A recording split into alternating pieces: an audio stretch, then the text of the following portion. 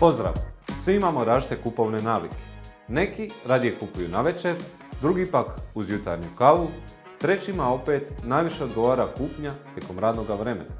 Marketinški stručnjaci se iz tog razloga godinama bave pitanjem kada uopće poslati e-mail. Ujutro, navečer, prije ručka, nakon dnevnika. Kada će imati najveći učinak?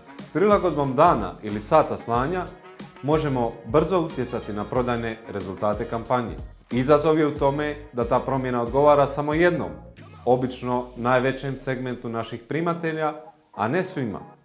Stoga, naš je sljedeći korak prilagoditi vrijeme slanja kampanje svakom pojedincu. Pogledajmo kako.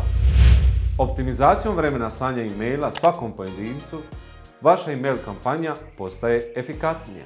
Uz pomoć umjetne inteligencije utvrđuje se kada će pojedinac najvjerojatnije otvoriti, kliknuti ili obratiti pažnju na kampanju.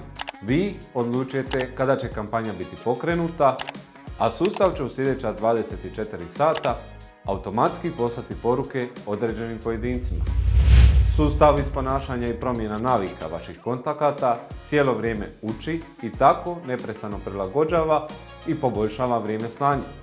Rezultati pokazuju da već nakon 10 poslanih kampanja s optimizacijom vremena slanja povećavamo stopu otvorenih e-mailova, klikova u e-mailovima i kupnju u trgovini za 2 do 12%.